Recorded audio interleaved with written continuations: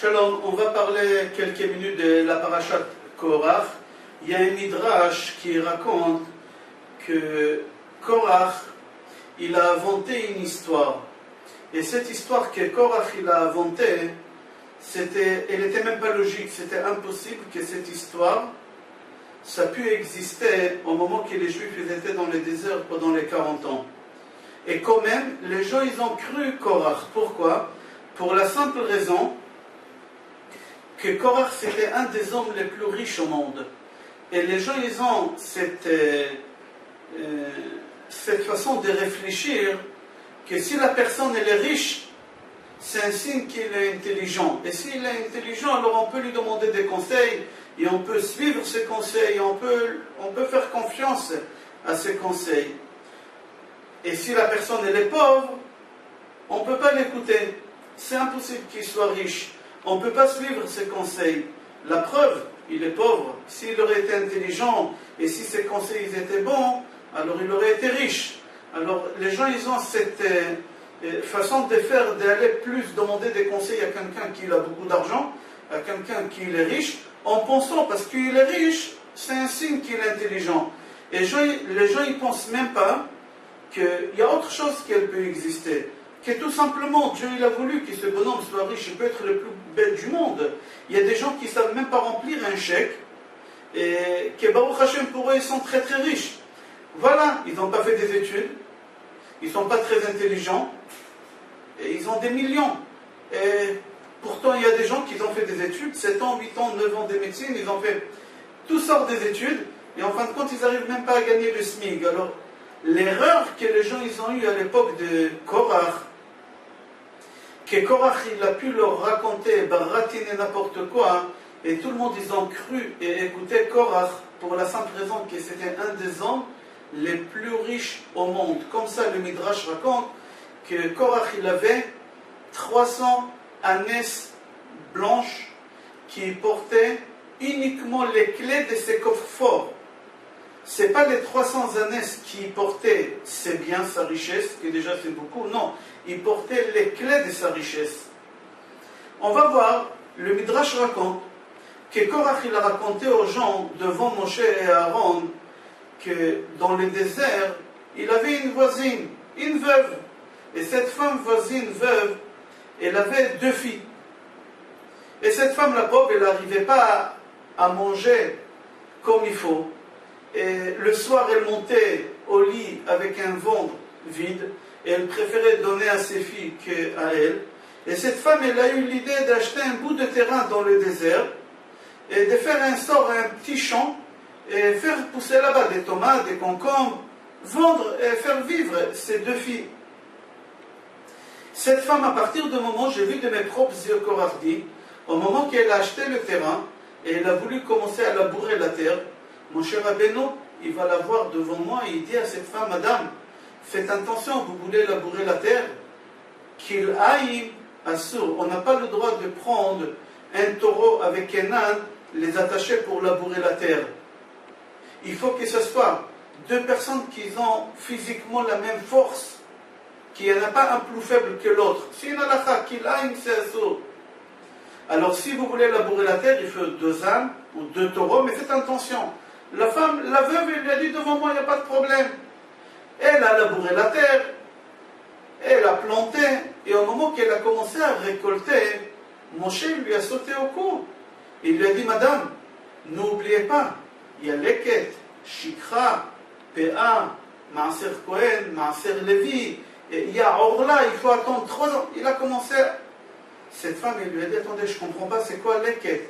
Il lui dit, au moment que vous allez maintenant ramasser toute la récolte, et s'il y a 1 ou 2 tiges qui tombent, on n'a pas le droit de les ramasser, il faut les laisser.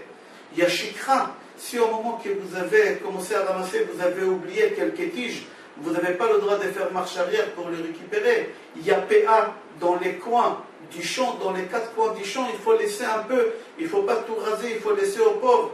Après il y a Maaser Rishon, Maaser Sheni, la femme elle lui a dit, attendez, mais qu'est-ce qui va me rester à la fin? Rien du tout. Cette femme, Moshe, il n'a pas arrêté de la harceler jusqu'à qu'elle a vendu le champ. Et elle est partie avec ça, elle a acheté 2 moutons. Et la dame, elle s'est dit, au moment que les moutons ils vont grandir, elle pourra tondre les moutons, et avec ça, elle pourra faire un pull à ses filles, comme ça ils n'auront pas trop froid. Dans le désert, trop froid, hein, mais ils n'auront pas trop froid. Et avec le lait de ces chèvres-là, elle va faire vivre ses filles. Dès qu'elle a acheté ces deux chèvres, pardon, et elle a voulu tondre, mon cher Rabbeinu lui a dit que la première tondre, on doit donner au Cohen. On n'a pas le droit. La femme, elle a dit, attendez, mes filles vont avoir froid pendant 1 an. Jusqu'à l'année prochaine, cette année, je dois donner à votre frère, à Aaron, oui, de vos filles, ce n'est pas mon problème. Alors il était obligé de les donner. Au moment qu'une des chèvres, elle a fait naître un petit, Moshe lui a sauté dessus, il lui a dit, Kol Bechor, la Cohen, le premier-né, ça appartient à mon frère Cohen, alors tu vas donner ça à Cohen. La femme, quand elle a vu qu'elle ne pouvait pas avoir un champ, qu'elle ne pouvait pas avoir ces chèvres-là, elle a décidé d'appeler le shochet. Elle a dit, oh moi je vais les égorger, je vais profiter avec mes filles, on va faire mes chuis, on va manger. Et au moment qu'elle a appelé le shochet, qui arrive avec le shochet? Mon cher Rabbeinu à nouveau. Et il dit à cette femme veuve, vous savez, au moment qu'on fait la shrita, hein, à des bêtes comme ça, les joues, les cuisses, tous les membres intérieurs, ça appartient au Cohen. Alors tu dois donner ça au Cohen. Elle s'énerve et elle dit à mon cher Rabbeinu, écoute, tu ne m'as pas laissé vivre. Alors moi je jure que toute cette viande-là, Cherem la Hachem, ça va appartenir à Hachem. Ça va appartenir à Hachem, c'est plus à moi, ni toi ni moi. Tout de suite Aaron arrive et il dit à cette vieille, Kol Cherem la Kohen y est. À partir du moment qu'on a pris quelque chose et qu'on a dit que ça va appartenir au Beth Amikdash, ça va appartenir à Kadosh Baruch Hu, c'est le Kohen qui le prend. C'est le Kohen qui représente Hachem. Alors maintenant, toi, tu n'auras rien du tout. Comme tu as dit, tout c'est pour Hachem, moi je représente Hachem, je prends tout pour moi. Vous savez, cette femme, qu'est-ce qu'il a eu à la fin, raconte Korach. Korach dit, la pauvre, cette femme à la fin, elle est morte de faim sur son lit. Je l'ai vu de mes propres yeux. Et il a commencé à critiquer Moshe et Aaron devant tout le monde. Il a commencé à demander qu'il faut que Moshe et Aaron démissionnent. Il y a plusieurs questions sur ce midrash-là. La première question, tout d'abord, jamais on n'a entendu parler, dans aucun midrash, nulle part, dans aucun Yalkut, aucun Rashi, qu'il y a une femme pauvre, aucun cas de pauvre, qui a vécu dans le désert. On sait que tous les Juifs, au moment qu'ils sont sortis d'Égypte, ils ont pris avec eux une richesse colossale. Chacun, il avait 90 ans chargés de tous les biens qu'il y a en Égypte. Ils étaient là-bas à peu près 9 millions d'ânes qu'ils ont pris avec eux. Comment c'est possible qu'il y ait une femme veuve, pauvre, qu'elle monte au lit avec un ventre vide, qu'elle ne mange pas à sa faim? Mais on sait bien que la manne, elle a descendu pendant 40 ans dans le désert. Chacun a eu à peu près entre 2,5 kg, 2,5 kg et 2,8 kg du pain, de manne qui est tombé tous les jours. Qui mange 2,5 kg de manne par jour? Personne ne mange 2,5 kg, c'est impossible. Et les familles Baruch Hashem, ils étaient très très nombreux. La Gemara dit que c'était plusieurs étages d'auteur devant chaque maison de manne. Alors comment tu me racontes, toi, Korach, qu'il y a une femme veuve, qu'elle n'a pas pu manger à sa faim, mais il y a la manne. Elle n'avait même pas besoin de cuisiner, ni de mixer, ni de chauffer, ni rien du tout. La manne, elle descendait, cuite, prête, rogote, c'est marqué dans la Torah, c'était chaud. Alors qu'est-ce que tu me racontes que cette femme, elle est partie, elle a acheté un bout de terrain pour faire un champ dans le désert? Qui y vend? Qui achète? Dans le désert, ça appartient à tout le monde, c'est un endroit public. Qu'est-ce que tu me racontes? Elle a acheté et après elle a vendu pour acheter 2 chèvres. C'est quoi cette histoire? D'où toi, Korach, tu as inventé une histoire pareille? Et si elle a eu un champ, elle a acheté ou elle n'a pas acheté, comment elle a arrosé dans le désert un champ comme ça? On continue, on dit qu'elle a voulu tondre pour faire des pulls à ses enfants. Pourquoi? Dans le désert, il fait quoi? Il fait chaud, il fait froid, il fait quoi? On sait bien, d'accord, le soir, tard la nuit, il fait très très froid dans le désert. Dans la journée, il fait très très chaud. Mais on sait qu'ils avaient Bnei Israël, ils étaient entourés des 6 côtés des nuées. Et les nuées, c'était de la clim. Quand il fallait avoir chaud, il faisait chaud. Quand il fallait froid, froid. Les nuées, c'est marqué aussi qu'ils lavaient, qu'ils repassaient les habits directement sur leur corps.